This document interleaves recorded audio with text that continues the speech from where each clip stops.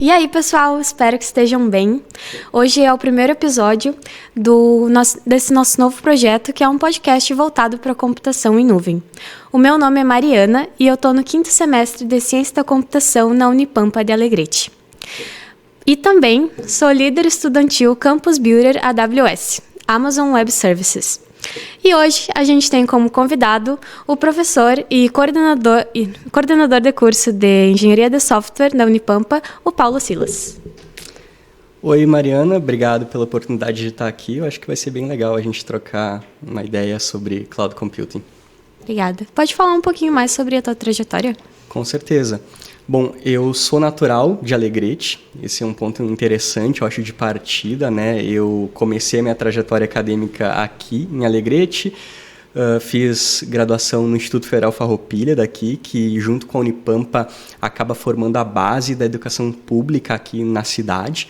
E após ter feito a minha graduação, né, em análise e desenvolvimento de sistemas, uma área bem técnica, vamos dizer assim, né, em termos de graduação, eu comecei a me interessar um pouco mais sobre a parte de computação em nuvem.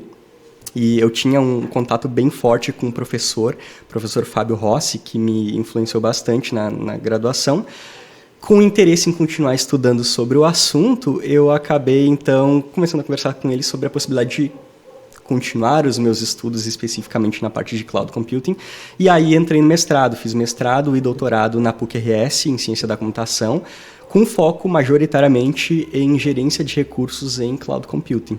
Depois de ter terminado o doutorado em meados de 23, então eu fiquei um tempo como pesquisador num projeto de pesquisa também envolvendo Cloud Computing em certa medida, e em dezembro de 2023 eu fiz o concurso público para a Unipampa aqui, onde eu estou desde então.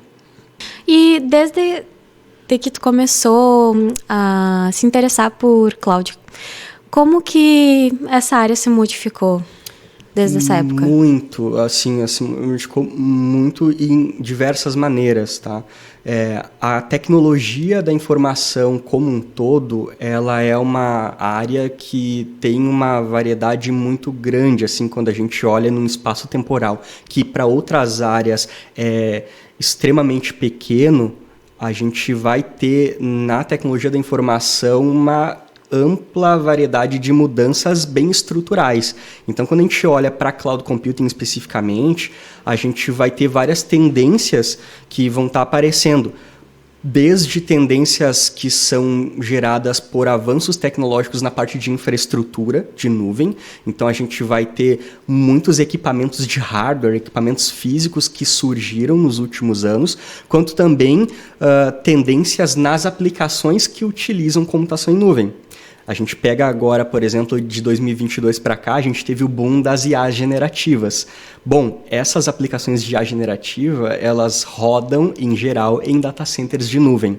Então, os data centers precisaram se adaptar e ainda estão se adaptando para acomodar de forma eficiente essa demanda computacional que tem suas particularidades ali.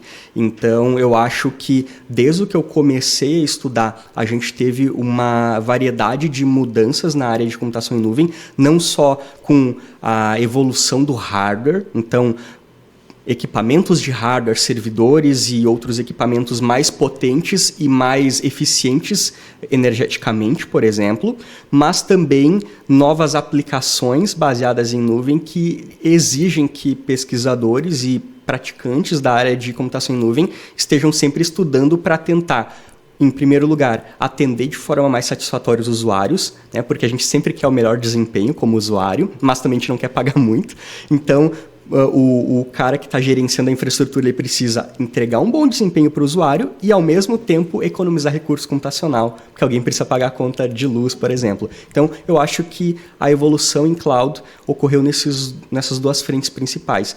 Novos equipamentos sendo desenvolvidos cada vez mais eficientes e aplicações baseadas em nuvem cada vez mais exigentes.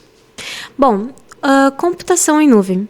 Para ser bem sincera, durante muito tempo foi um conceito bem abstrato para mim, porque acho que a grande maioria das pessoas já ouviu falar em nuvem voltada para a tecnologia, nesse termo, mas não sabe de fato o que isso significa, o que é computação em nuvem. Tu pode nos responder, por favor? Com certeza. Tem, inclusive, uma definição bastante formal, definida pelo NIST, que é um departamento dos Estados Unidos, que é uma definição muito utilizada em trabalhos acadêmicos, é uma definição amplamente aceita. Tá? Ela e junto de um outro trabalho de alguns pesquisadores de Berkeley. Tá? Em geral, eles definem computação em nuvem como um modelo de computação que basicamente vai estar ofertando recursos computacionais de forma elástica e sob demanda.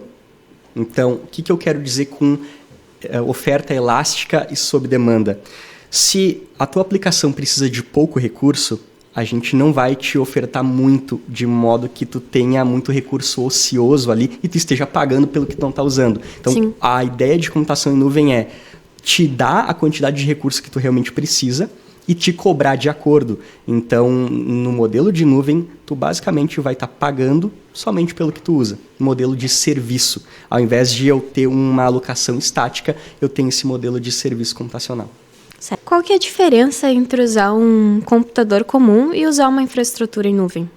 Ótima pergunta. Às vezes a gente acaba seguindo assim um modelo mais de rebanho mesmo, e seguindo as tendências, só que a gente não entende o porquê das nossas decisões. Então, eu acho que esse é um ponto muito importante. Quais são os grandes diferenciais que o modelo de nuvem pode trazer? Eu diria que, para responder essa pergunta, a gente pode ir por alguns caminhos. Eu vou focar, em especial, na flexibilidade. Isso porque, quando a gente vai desenvolver a nossa aplicação de software, muitas vezes até na própria faculdade, a gente está acostumado a só programar, né? Constrói soluções. Só que a gente ignora o fato de que, depois de a gente construir, a gente vai ter que colocar essa aplicação em algum lugar para que os usuários finais consigam acessar essa aplicação. E aí começa o problema. Bom, a maneira mais rudimentar, vamos dizer assim, de a gente fazer essa hospedagem é deixar o nosso laptop para sempre ligado e o usuário vai ter que acessar via internet a aplicação que está hospedada ali no nosso laptop. Essa é uma maneira. Pode funcionar? Provavelmente não, porque imagina tu nunca mais poder desligar o teu laptop para acomodar os teus usuários. Ou imagina assim, tu sendo uma cientista da computação extremamente popular e tu tendo vários clientes, e aí quando vê tu tem 50 aplicações rodando no teu laptop, não ia dar certo. Então, qual que seria uma alternativa? Tu ter um modelo que te permite alugar, como a gente aluga apartamento, casa, etc., carros, né? Tu alugar, só que ao invés de alugar uma casa, um apartamento, um carro, tu aluga um computador. Um computador que é especializado tanto em termos físicos quanto em termos de software para hospedar aplicações 24/7. Ou seja, o computador não vai precisar desligar de madrugada, não vai precisar ser parado para manutenção, etc. Ele vai rodar sempre para ti. E o mais legal de tudo é que tu vai ter a flexibilidade de pagar os recursos desse computador conforme a tua aplicação precisar. Então, eu diria que essa é a grande diferença de tu estar rodando uma aplicação na tua infraestrutura, por exemplo, no teu laptop, e tu estar rodando uma aplicação na nuvem.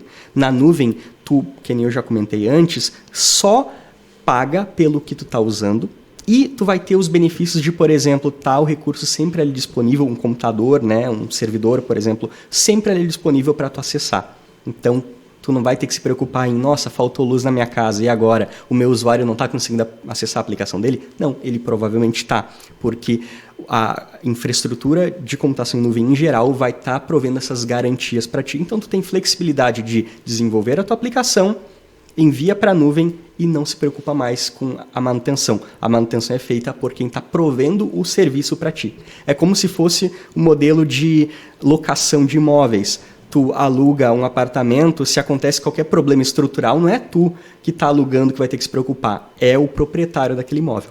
A ideia é a mesma na nuvem. Mas e como que funciona a segurança? Ótima pergunta. Dessa infraestrutura. Em geral, né, vamos pegar o exemplo da aplicação que tu desenvolve para um cliente teu e tu hospeda na nuvem. Bom, tipicamente essa aplicação vai estar acessível via internet.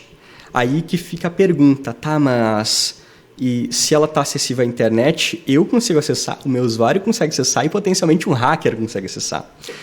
E aí como que fica? Bom, do mesmo modo que quando tu aluga um apartamento, se o imóvel tem um problema estrutural que não foi causado por ti, o dono do imóvel é obrigado a ir lá e arrumar o apartamento, a mesma coisa vai estar acontecendo numa infraestrutura de nuvem. Então, todos os grandes provedores de nuvem, eles vão estar provendo um conjunto de requisitos que eles vão estar basicamente se comprometendo em atender quando tu aluga o serviço deles. Então, isso vai envolver desempenho previsível, então não vai ter aquele problema de a aplicação estava rodando bem, do nada começou a ter problema de lentidão, e também questão de segurança. Os grandes provedores de nuvem, eles estão já assim, desde muitos anos atrás, provendo mecanismos muito robustos de segurança, controle de acesso, autenticação, autorização e assim por diante. Inclusive, uma coisa legal é que quando a gente olha para a pesquisa na área de sistemas distribuídos em geral, grande parte, ou uma parte significativa das contribuições é feita justamente por pessoas, em alguma medida, conectadas a provedores de nuvem.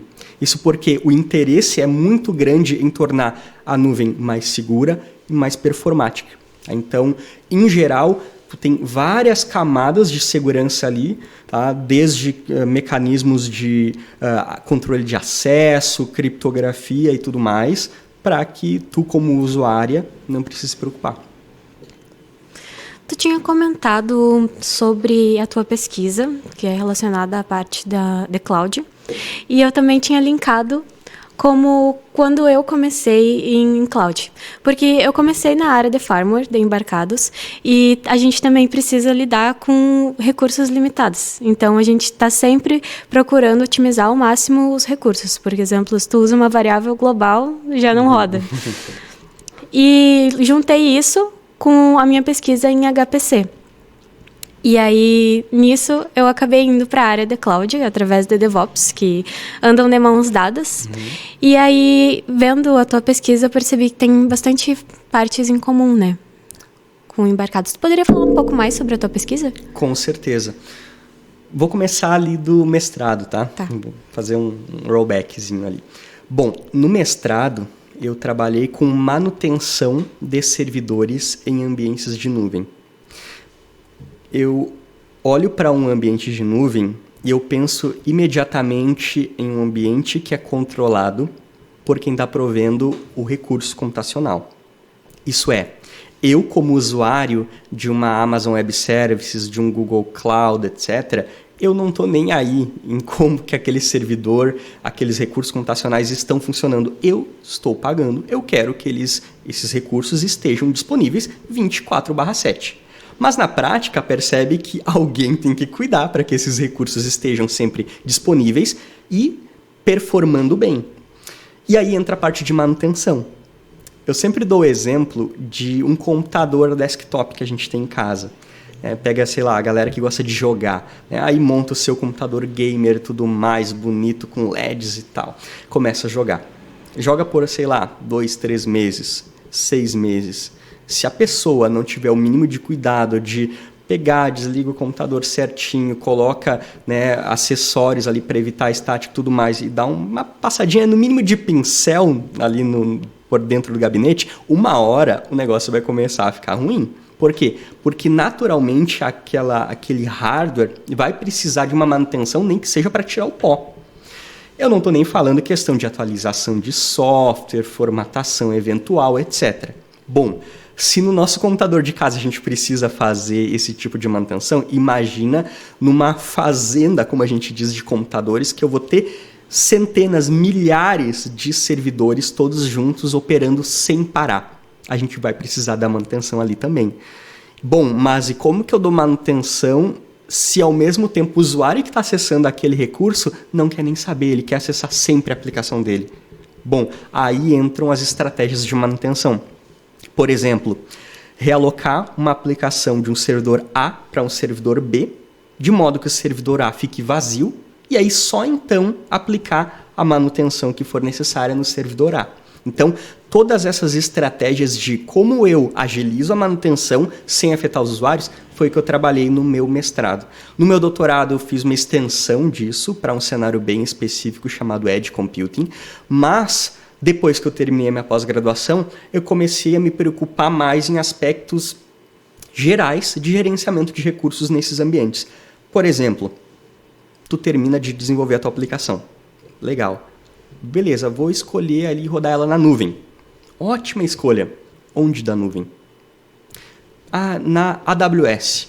Bacana, ótima escolha. A AWS é o principal provedor de nuvem que a gente tem basicamente desde sempre.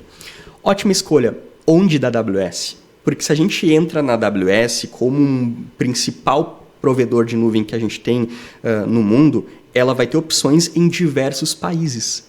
Onde que tu vai hospedar a tua aplicação? Aí essa escolha pode pensar, não, vou colocar em tal lugar. Pode parecer simples, mas não é. Na verdade, esse é um problema conhecidamente difícil da computação, que remete a um problema clássico chamado problema do empacotamento. Justamente aí que eu entro com a minha pesquisa.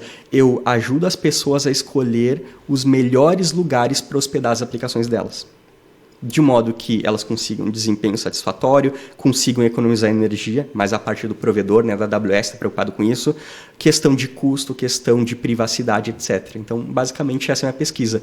Escolher de forma eficiente, otimizada, onde que as aplicações dos usuários vão rodar. Na nuvem, né? Muito interessante. Por que a Amazon Web Services se tornou tão dominante no mercado? Ótima pergunta. Uma pergunta bastante complexa, mas a gente pode, quem sabe, simplificar. Eu diria que a AWS ela foi uma empresa extremamente estratégica em relação ao timing. Por exemplo, quando a gente está em qualquer ramo de negócio, a gente vai ter uma certa preferência por o órgão ou a entidade que acabou primeirando, como a gente diz, né, sendo precursor, tá, naquele ramo. O mesmo aconteceu com computação em nuvem quando a gente olha para a AWS. A AWS, lá em 2006, no começo do ano, lançou o primeiro serviço deles, o S3, que é um serviço de armazenamento. Logo depois eles lançaram o EC2 e assim foram desde o começo. Então dá para se dizer que computação em nuvem como a gente conhece hoje nasceu na AWS. E eles nunca deixaram a peteca cair. Às vezes acontece assim da empresa ser a precursora numa área e depois ser ultrapassada pelos seus competidores e cair no abandono da comunidade como um todo. A AWS não. Ela sempre investiu muito em pilares como comunidade. Tanto que se a gente entrar no YouTube, a gente vai ver uma ampla gama de recursos da comunidade. A gente tem esforços como o teu, né, levando a AWS para a comunidade acadêmica em geral. E a gente vai ter também, além desse esforço da comunidade da AWS, uma ampla gama de opções de pesquisa também feita dentro da empresa. Então, eles não estão esperando outros players construir soluções mais eficientes para então eles adotar como clientes dessas outras empresas. Eles desenvolvem muitas vezes o estado da arte. Então, eles investem em pesquisa. Eu acho que, para mim, esses são pontos que fizeram a AWS se tornar o maior provedor de nuvem. Ter começado, né, e aí tem a sacada, né, o timing, mas também não ter deixado a peteca cair. Ter investido tanto em comunidade quanto em pesquisa. Até que tu falou de comunidade, eu quero falar uma coisa para o pessoal que está em casa, que é para vocês se inscreverem no AWS Builder Center, uma comunidade de cloud, que também tem mais de 600 cursos gratuitos para você aprender computação em nuvem. Eu vou deixar o link na minha bio, tá? O meu Instagram está aqui embaixo, para vocês poderem acessar. Bom, continuando. Já que tu falou que a AWS tem vários serviços, quais são os 3 serviços que tu considera essenciais? Bom, isso até é uma pergunta interessante, porque hoje a AWS tem assim, uma variedade de serviços. Então, a gente tem para tudo que é tipo e tudo que é gosto, vamos dizer assim. Eu tenho um apreço bastante especial por um serviço que às vezes as pessoas não conhecem, que é o AWS Lambda. O AWS Lambda é muito legal. Imagina assim, tu está desenvolvendo a tua aplicação em Python, por exemplo, e aí tu quer disponibilizar essa aplicação Python para os usuários acessarem. na internet através de uma URL, de um link. Só que tu não quer se preocupar com configurar servidores, recursos de rede e tudo mais. Tu quer, assim, literalmente, largar o teu código ali em algum lugar do ambiente de nuvem e o negócio magicamente, funcionar. Como que tu faz isso? Bom, no AWS Lambda, basicamente isso vai envolver, né, e aí tem alguns modos de operação. O mais simples é literalmente, tu copia teu código no teu editor, vai no ambiente da AWS, seleciona o AWS Lambda, Ctrl V, cola o teu código ali, clica em alguns, sei lá, 2, 3 botões e a AWS provisiona uma URL para que os usuários acessem a tua aplicação. Simples assim. Só que tem uma sacada. O AWS Lambda, ele opera no modelo que a gente chama de função como serviço. Então, naturalmente, quando a gente constrói aplicações, a gente, né, com uma certa frequência, acaba construindo funções. E é justamente essa a ideia do Lambda. Ele explora as funções de modo que tu só pague exatamente pelo tempo de processamento das funções que tu largar lá no Lambda. Então, tu não precisa se preocupar com o servidor que está por baixo dos panos, com recursos de rede, nada. Mais do que isso, se não tiver nenhum usuário acessando a tua aplicação, ela simplesmente é desprovisionada pela AWS. Um usuário acessou, a AWS levanta a tua aplicação rapidinho e ela é acessível para os usuários. Nossa. Então é um recurso bem dinâmico e muito fácil de tu usar. Talvez por ser um dos mais fáceis de tu usar, como muitas vezes iniciante na área de cloud, é um dos que eu recomendo e é muito poderoso. Mesmo que ele tenha uma curva de aprendizagem não tão acentuada, também várias aplicações de larga escala utilizam ele justamente pela flexibilidade de não ter nenhum usuário acessando, o serviço é desprovisionado e eu não estou pagando naturalmente. Um usuário acessa, o negócio é provisionado de novo na infra da Amazon automaticamente e a aplicação fica disponível. Tá? Então esse é o primeiro, a AWS Lambda, recomendo aí para todo mundo que quer se aventurar no ambiente da AWS. Tá? Um outro serviço que eu acho que é o mais clássico, eu estaria assim pecando se eu não comentasse, é a EC2. A EC2 é o segundo serviço da AWS criado lá em 2006, eu acho que em outubro de 2006. Ele também é muito versátil. É, em linhas gerais, como se tu tivesse o teu computador, só que na nuvem. Justamente a ideia é que a gente vai ter de máquinas virtuais. É como se fosse um computador virtual que tu vai conseguir acessar na nuvem da Amazon. Então, o EC2 vai permitir tu selecionar, por exemplo, o sistema operacional que tu vai querer estar utilizando naquela tua máquina virtual, no teu computador virtual. E no momento em que tu faz essa escolha, pode colocar algumas configurações de segurança, como senha ou chaves, né, que é o mais recomendado e tudo mais. Configurações mínimas de rede, o resto a AWS faz para ti e tu consegue acessar de diferentes maneiras, inclusive, aquele computador na nuvem. E aí tu pode literalmente rodar qualquer aplicação que tu quiser numa infraestrutura gerenciada pela AWS. Então, muito versátil, funciona para basicamente qualquer tipo de aplicação e eu recomendo bastante EC2, tá?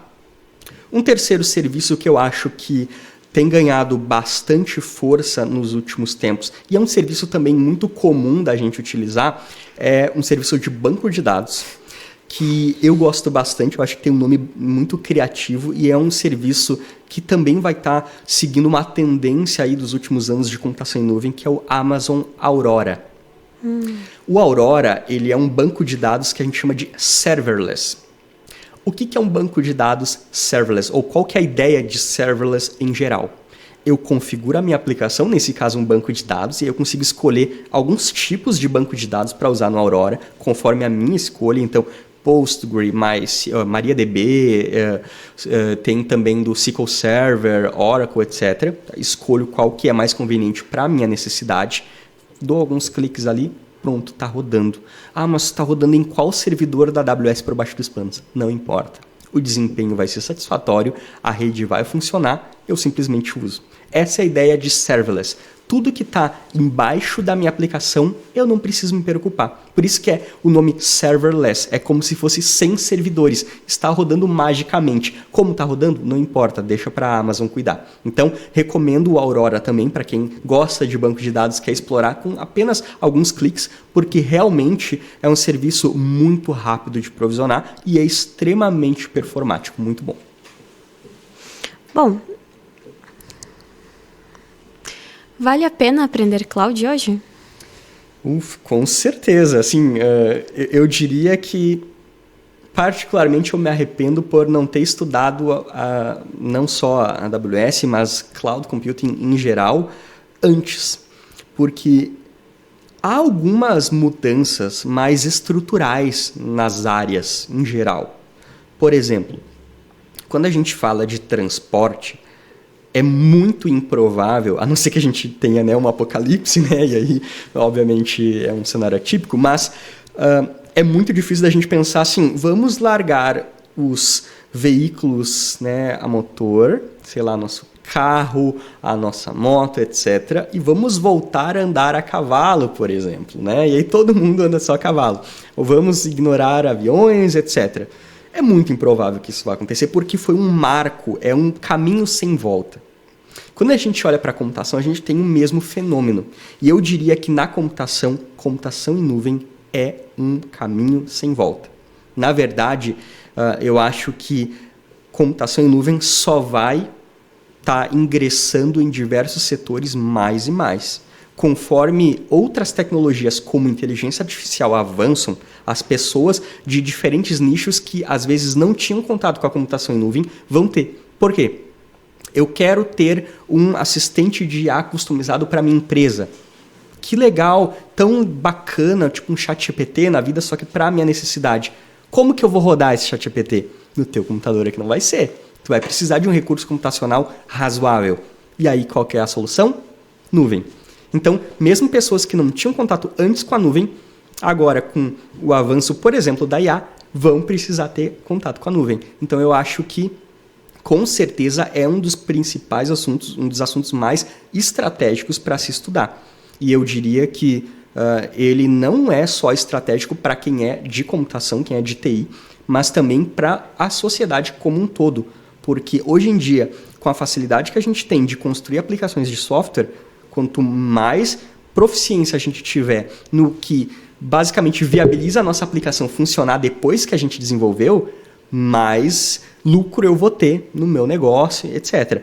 E esse conjunto de tecnologias que geralmente viabiliza a minha aplicação funcionar depois que eu desenvolvi é cloud. Então, com certeza, vale muito a pena. Se você não começou a estudar cloud computing, estude o quanto antes. Aproveite, inclusive, os conteúdos que a Mariana disponibiliza aqui e que a AWS, em geral, disponibiliza, porque não tem erro. É sucesso na certa. Se inscrevam no AWS Builder Center. Bom, uma coisa que está falando que eu também acabo percebendo é que basicamente todas as áreas agora estão convergindo para terminar em nuvem. Por exemplo, em firmware, eu tenho muita limitação do processamento. Então, eu tenho que coletar os dados com meus embarcados e mandar para processar na nuvem. Ou, por exemplo, em HPC também. Eu tenho que usar clusters fora ou optar por computação em nuvem, porque não tem tanto processamento o quanto eu preciso. E tem que ser 24 horas. Porque são, por exemplo, o meu último teste da HPC demorava umas 5 horas para rodar. E aí ficar 5 horas sem o meu computador pessoal não dá. Sim, impossível, né? E isso é uma coisa bem legal, assim. A computação em nuvem, ela não é uma área isolada da computação. Ela é bastante transversal e ela extrapola ainda os limites da computação. Então, eu acho que é um caminho sem volta a computação em nuvem, e eu acho que quanto mais a gente se especializa e fica proficiente de fato em usar os principais serviços de nuvem, mais facilidade a gente tem nas nossas tarefas, independente do nicho. Seja desenvolvendo aplicações para a internet das coisas, seja desenvolvendo software web, por exemplo, né, uma aplicação tradicional web, seja desenvolvendo um aplicativo para o celular, não importa. Isso, em alguma medida, vai poder se beneficiar de recursos de nuvem. Então, de fato, a computação em nuvem é bacana por isso. Tu, sendo especialista em computação em nuvem, percebe que tu caminha muito fluidamente em diversos nichos, então oportunidade de negócio e de emprego não falta. Isso é uma coisa bastante legal. Inclusive, essa ideia de a gente estar, por exemplo, em recursos embarcados, enviando certas tarefas de processamento para a nuvem, ficou conhecida, né, nos últimos anos como uma área, um paradigma à parte na computação, que se chama Edge Computing. Antes a gente tinha todos os recursos computacionais somente na nuvem, em larga escala, só que a gente foi percebendo que, nossa, eu queria ter pelo menos uma partezinha da nuvem mais próxima de mim, porque eu preciso de latência. Às vezes o data center mais próximo está a milhares e milhares de quilômetros. E, naturalmente, conforme a distância física, maior o tempo de resposta entre a minha aplicação e o usuário e onde a minha aplicação está rodando na nuvem.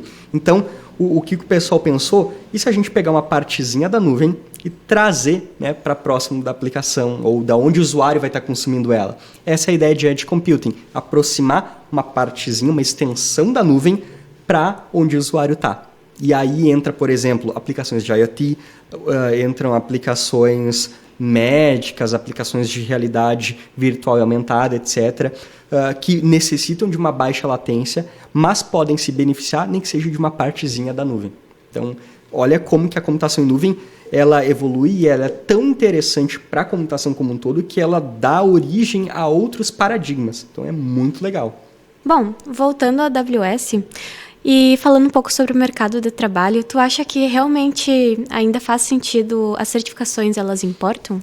Com certeza importam. Na verdade, eu acho que conforme a sociedade como um todo ela vai entendendo o poder estratégico da computação em nuvem, tu ter uma entidade confiável que atesta o teu conhecimento se torna cada vez mais essencial.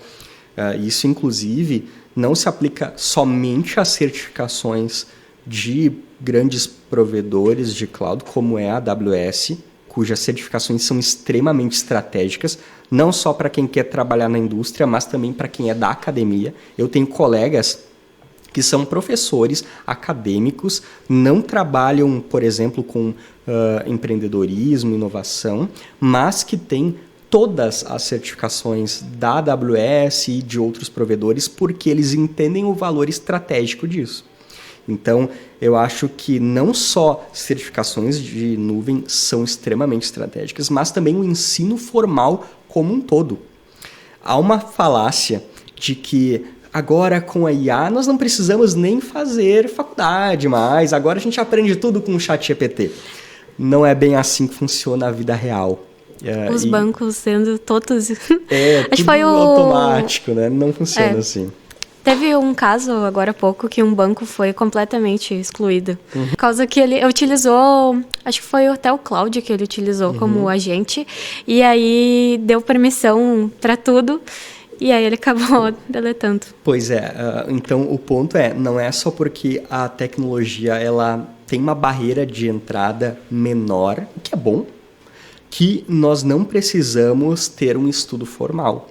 Na verdade, hoje em dia, com o avanço, principalmente da IA generativa, eu diria que a gente conhecer bem os fundamentos é mais importante do que nunca. Por quê? A gente está fazendo uma transição, e eu comento isso por ter uma conexão forte com a engenharia de software, mas que se aplica também à ciência da computação e todas as outras áreas que são cobertas pela TI como um todo, que nós estamos cada vez mais deixando de ser pedreiros de software para, de fato, trabalharmos como engenheiros de software. O que isso quer dizer? A gente está deixando de precisar se preocupar com aspectos minúsculos em relação aos artefatos de software que a gente produz, né? O cara ali que fica escovando o bit, às vezes de forma desnecessária. Em alguns casos, por exemplo, sistemas embarcados, isso é essencial. Em outros casos, às vezes é preciosismo. Hoje em dia, com tecnologias de IA generativa que nós temos, a gente consegue verticalizar ideias muito rapidamente. Mas a gente tem que ter controle pelo que a gente está entregando.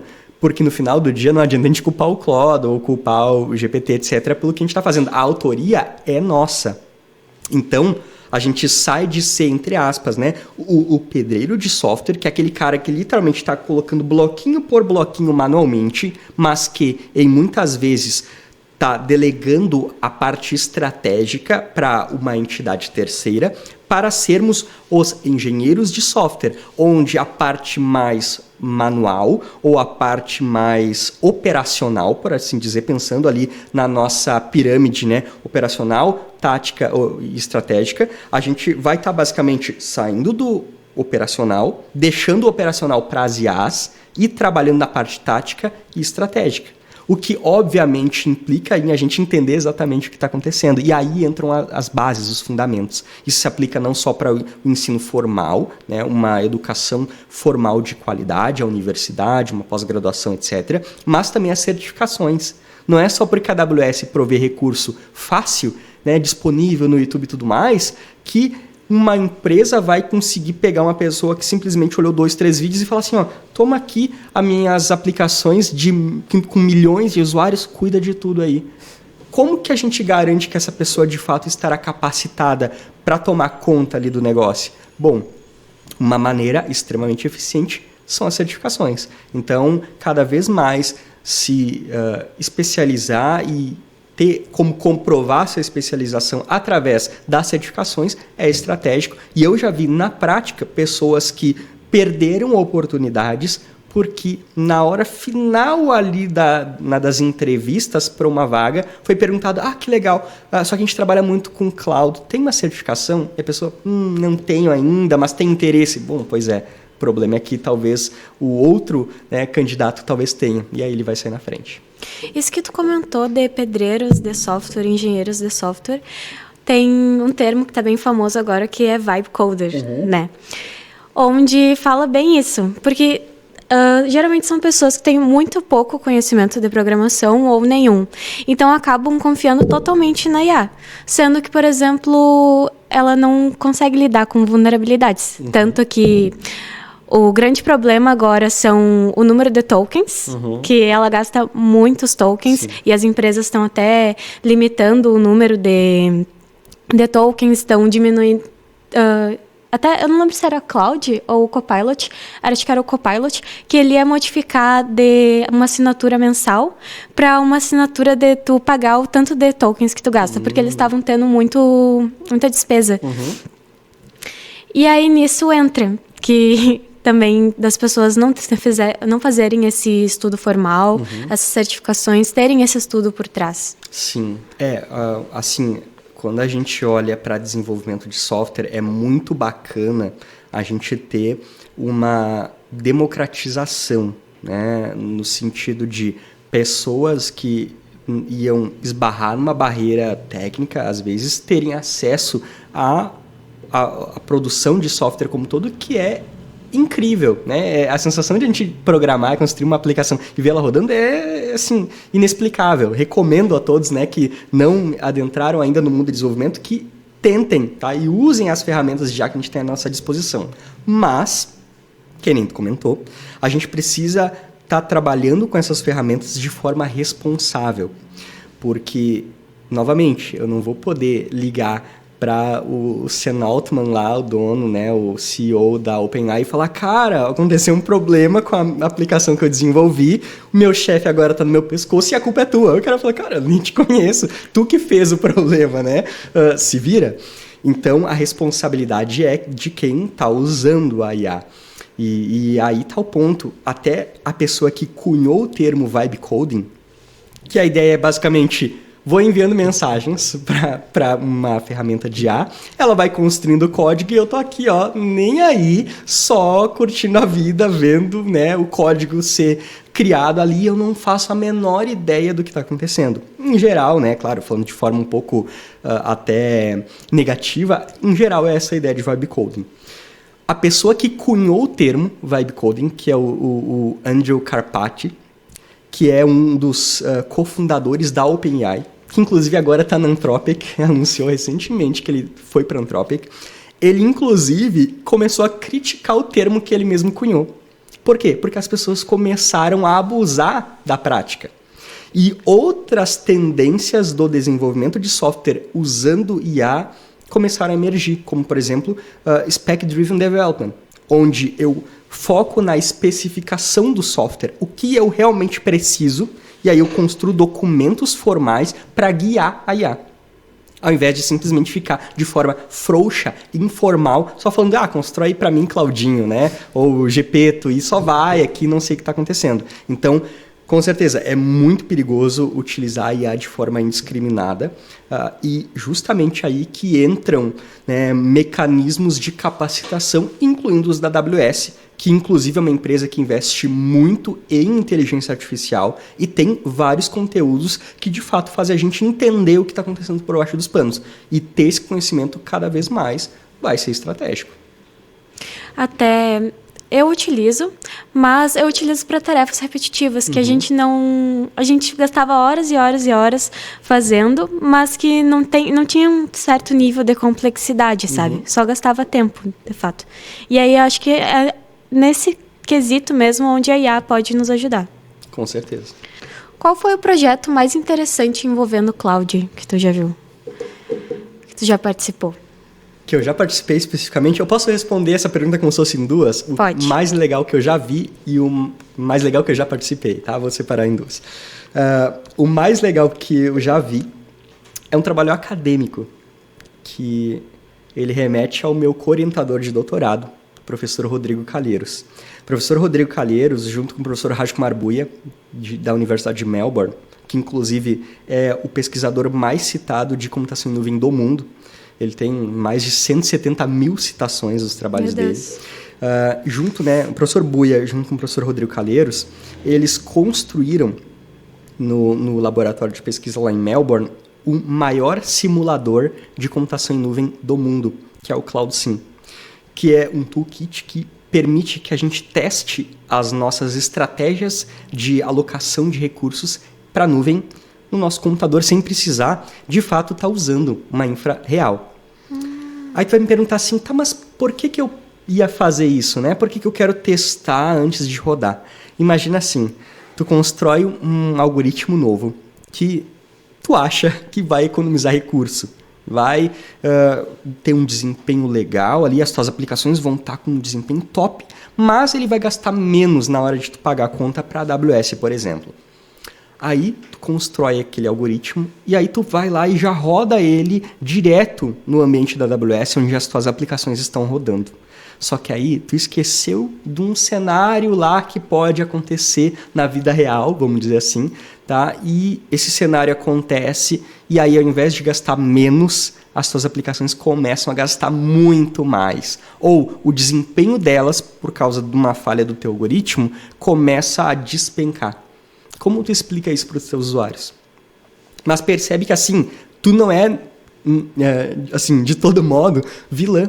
Porque é normal a gente construir software e não ter pensado em todas as possibilidades possíveis. A gente precisa, seria muito importante, ter um cenário, vamos dizer assim, de teste para conseguir fazer uma validação. É necessário que a gente faça a validação antes de fato, começar a rodar as nossas ferramentas no ambiente real de produção. Como que a gente faz isso? Bom, se eu ficar apagando, para ver literalmente, vai ser muito complicado. Aí que entram simuladores. O professor Rodrigo, junto com o professor Bhuiya, criaram uma ferramenta chamada CloudSim, que permite a gente simular de forma muito precisa como seria um ambiente de nuvem real, só que direto do nosso computador. E esse toolkit já está disponível para o pessoal? Com certeza. O CloudSim, na verdade, foi criado em meados de 2009, 2011. Nossa. Então, é uma ferramenta extremamente robusta e estabelecida na comunidade. Ele, junto nos trabalhos acadêmicos ali que apresentam o toolkit, tem, acho que, mais de 7 mil citações, incluindo empresas de grande porte como a IBM, que mostraram ao longo dos anos usarem o CloudSim por confiarem na qualidade do produto de pesquisa. Então, esse é um ponto bem legal. Eu citei um exemplo de projeto de pesquisa que ajuda empresas a desenvolverem os seus produtos. Eu acho que esse é um grande ponto, porque mostra que a pesquisa acadêmica ela caminha lado a lado com a prática profissional. Tá? Então esse, para mim, é o projeto top, eu tenho uma grande admiração por eles. Eu acho que é um exemplo para todos que gostam de computação em nuvem. Tá? Bom, quando a gente fala em projeto que eu gosto e já colaborei, eu vou ter que citar o simulador que daí eu criei no meu doutorado, tá? Que é um simulador que é uma extensão do modelo de nuvem, que é a ideia de Edge Computing, que traz uma partezinha da nuvem para mais próximo do usuário final.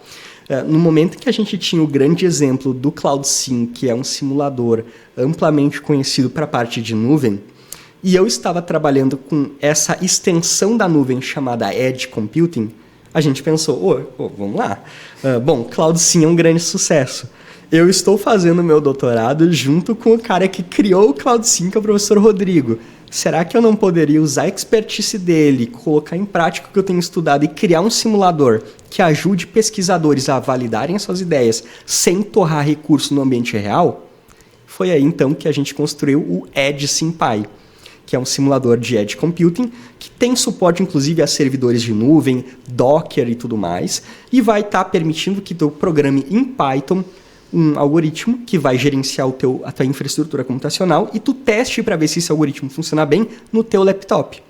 Testou, funcionou, aí tu pode colocar ele no ambiente real. Então, CloudSim, para mim, é o principal projeto de nuvem que eu conheço e mais legal, e projetos legais de nuvem ou relacionados que eu já trabalhei é de SimPy. Que dica tu deixaria para os estudantes que estão começando em cloud agora? Ótima pergunta. Mas eu acho que é uma pergunta fácil de responder. Acessem os conteúdos da Amazon Web Services. A Amazon Web Services é impressionante. A AWS faz um excelente trabalho. Não é à toa que se tornou o maior provedor de nuvem do mundo. Eles investem muito em educação, inclusive, né, com o empreendimento que a Mariana está fazendo aqui, né, de trazer a AWS para a comunidade acadêmica.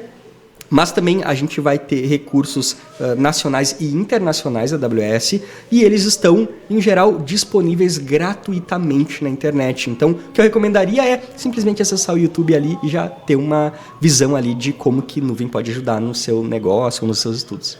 Pode acessar tanto no YouTube quanto no AWS Builder Center, que disponibiliza mais de 600 cursos gratuitos e acessa uma comunidade de cloud. O que eu gostaria de falar é, primeiro, agradecer a oportunidade de estar aqui. É sempre um prazer falar sobre computação em nuvem, que é uma área que é a minha área, né? Eu trabalho com alguns outros assuntos, mas computação em nuvem tem um espaço especial, né, no meu coração, por justamente ser a área em que eu fiz meu mestrado, meu doutorado. E, além disso, gostaria de incentivar, né, a todas as pessoas que gostam de tecnologia, gostam de inteligência artificial, a explorarem mais a computação em nuvem. A gente tem tido uma ampla gama de novidades tecnológicas surgindo e afetando diferentes setores da sociedade. E eu acho que, junto com esses avanços, que em geral envolvem hoje em dia IA, a gente vai precisar cada vez mais de pessoas que tenham um conhecimento sólido de computação em nuvem. Porque, no final do dia, a base onde quase tudo vai estar rodando, que a gente acessa no nosso computador, no nosso celular, vai ser a nuvem. Então, quanto mais as pessoas tiverem contato e expertise sobre a nuvem, melhor, mais estrategicamente elas vão conseguir se posicionar no mercado de trabalho, nos estudos e tudo mais. Então, consumo material de computação em nuvem, a gente tem muita coisa gratuita na internet, inclusive da AWS. Então, eu acho que é isso. Estudem, tá? E não desistam quando vocês tiverem alguma dificuldade técnica. A computação em nuvem, ela é uma área, às vezes, um pouco assustadora. A gente olha pega um diagrama assim, sobre o que é computação em nuvem, a gente vê, meu Deus, que ecossistema gigantesco, eu nunca vou ficar bom nisso. Não é verdade, tá? Claro, ninguém sabe tudo de tudo. E não é o objetivo saber tudo de tudo. Mas comecem com assuntos que vocês gostam, tá? E aí, basicamente, qualquer coisa que vocês pensarem vai ter na nuvem, tá? A AWS, por exemplo, tem serviços de IA, serviços de banco de dados, etc. Comecem com o que vocês gostam e, naturalmente, vocês vão estar bem inseridos no ecossistema de nuvem. Então, estudem, não desistam quando encontrarem dificuldades. Se tiverem dúvidas, contatem a Mariana. A Mariana aí é uma referência aí, no estudo de Cloud Computing e vai poder estar ajudando vocês. Obrigado, Mariana. Eu acho que é isso. Obrigada. Pessoal, se vocês quiserem tirar alguma dúvida comigo, com o professor Paulo, vocês podem me chamar aqui no Instagram. E muito obrigado pela presença de vocês. Obrigado pela tua presença, professor. Obrigadão.